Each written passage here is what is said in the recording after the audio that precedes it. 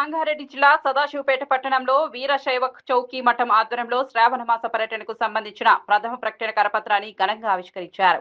Shri Shri Shri doctor Chandrasekhara శివాచార్యులు 1008 కాశీపీఠం వారి శ్రావణ మాస పర్యటనలో భాగంగా నిర్వహించనున్న ఆధ్యాత్మిక కార్యక్రమాల వివరాలను ఈ కరపత్రంలో వెల్లడించారు.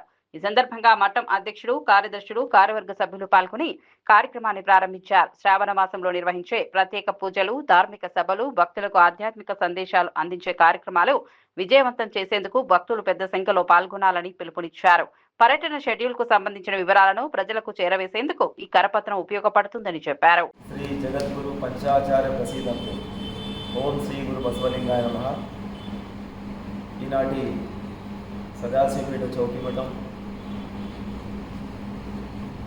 వీరశైవ సమాజం గౌరవ అధ్యక్షులు, ఉపాధ్యక్షులు, కార్యదర్శి, కోశాధికారి మరియు సర్వసభ్యులందరూ కూడా శిరవచనార్థులు.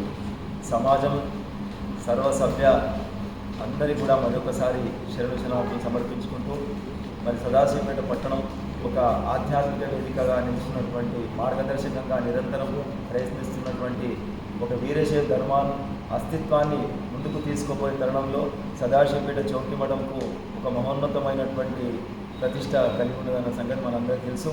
మరి యథావిధిగా గత సంవత్సరం మనము 7 రోజులు 9 రోజులు జరుపుకోవడం జరిగింది.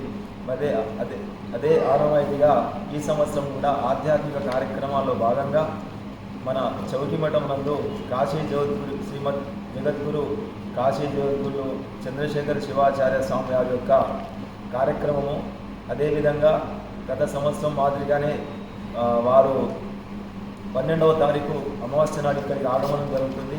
13వ తారీఖు నాడు యథావిధిగా గత సంవత్సరం మాదిరిగా ఉదయము ఇష్టలింగార్చన, మహాపూజ మరియు ప్రసాద వితరణ, ప్రవచన కార్యక్రమం ఉంటుంది. కాబట్టి యావత్ సదాశివపేట భక్తులే కాకుండా యావత్ వీరశైవ సమాజాలన్నింటి కూడా అందరికీ కూడా సవినయంగా మనవి చేస్తూ ఈ కార్యక్రమాన్ని విజయవంతం చేయడానికి ప్రతి ఒక్కరు కూడా పాలు పంచుకోవాలని మనస్ఫూర్తిగా కోరుతున్నాను. జై గురు బసవ.